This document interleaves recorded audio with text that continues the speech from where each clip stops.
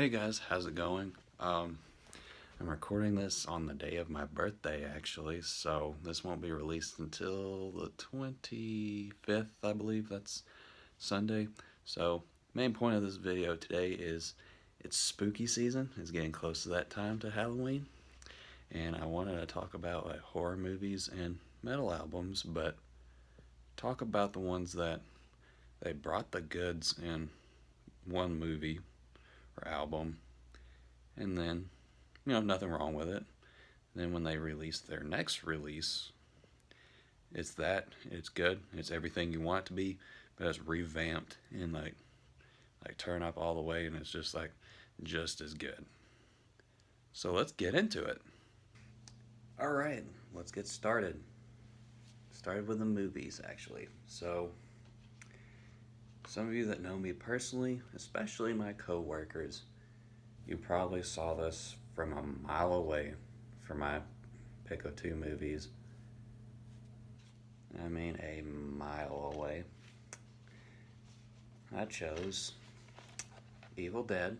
Yep, I have it on DVD and Blu-ray. And Evil Dead 2. This one's just on DVD. So, short story. I was about maybe 20 or 21. I attempted to watch this the first time around.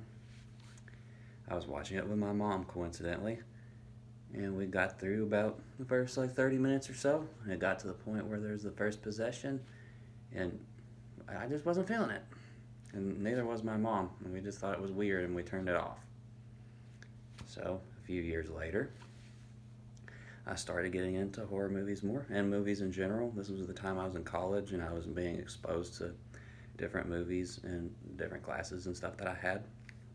And on my 22nd birthday, my friend at the time, Corey Graham, hi, if you're watching, I miss you. She was nice enough to give me the DVD version of her Evil Dead.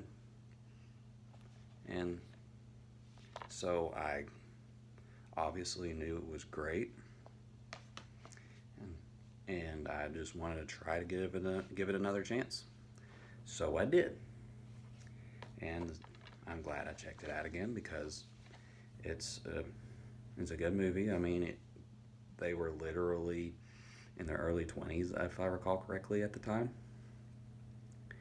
And some of the shots that were in the movie and stuff, you would kind of see from directors that have been doing this for a while. And it was Sam Raimi's first big movie, and Bruce Campbell's in it. I mean, it's Bruce Campbell. What else can you say about the guy? I mean, it's his premiere as Ash. He's a little shy and cowardly-ish in this film. But anyways, I watched it and I enjoyed it. I enjoyed the rawness of it, and just the fact that people can just go out there, make a movie about a creepy cabin out in the woods. And it's in my home state of Tennessee. Morristown, Tennessee was where this was made. And all the crap that they had to go through in the film in order to get this done, it's pretty sweet too. This was made in 1981. Then in 87, they released Evil Dead 2. So, when you would hear of a sequel, you would think that there's more to the story. It's the story expanded, but the funny thing about this, or not really even funny, it's just the thing that's different about Evil Dead 2 is it's essentially the first movie that was revamped, the point of this video, and done much better. There's more elements to it. There's kind of psychological elements. There's a little more gore for the better, not for the worse. And there's even comedic elements too. I can understand where people wouldn't like the comedic elements to it. I personally wouldn't have liked it. I'm usually not like that but it works here and in Army of Darkness. And ever since then, I have been a massive fan since, and I've even met Bruce Campbell. He's a super cool guy. And yeah, these are my choices for revamped films. So let's get into the albums. Now we're going to get into some albums. The two albums I picked are from a band from California. They're a brutal death metal band, and they're called Iniquitous Deeds. So first off, we got their EP. That's their self-titled. It's a little dark and you can't really see it. It's just literally a spiral with their band logo. So there are four songs on here. Cool stuff. Good riffs. Some solos, arpeggiated solos. Good vocals and gutturals. And overall, you hear it and you're like, okay, I'm curious to see what these guys put out next. Then, in 2015, if I recall correctly, they released their debut album, Incessant Hallucinations. I'm pretty sure I have probably listened to this album more than 50 times. This absolutely blew my mind when I heard it, and this was around a time when I was starting to dig really deep into underground heavy metal and stuff like that. I just felt like this was a time to start doing that. I just wanted to see what else was out there.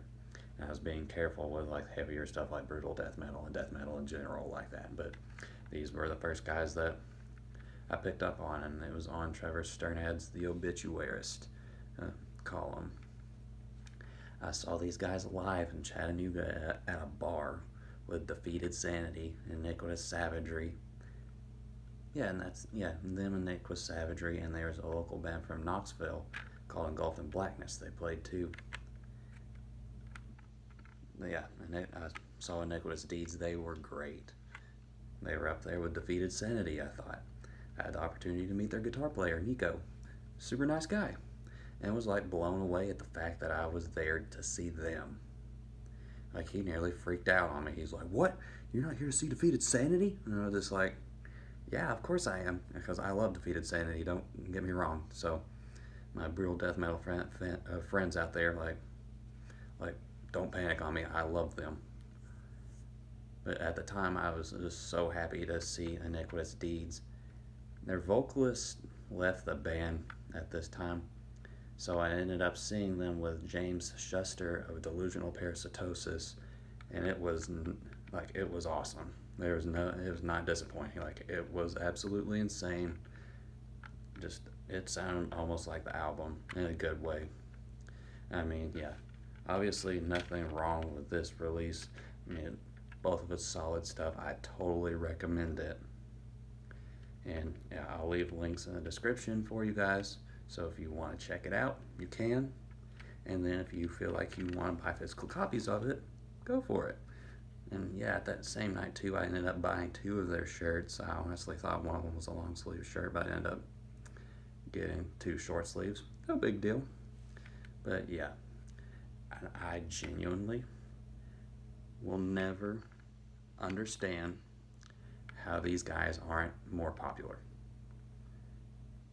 Ryan, Connor, you guys have probably heard me talk about these guys to the point you want to puke, but I will argue till I'm blue in the face or I'm dead at the fact that these guys are so underrated,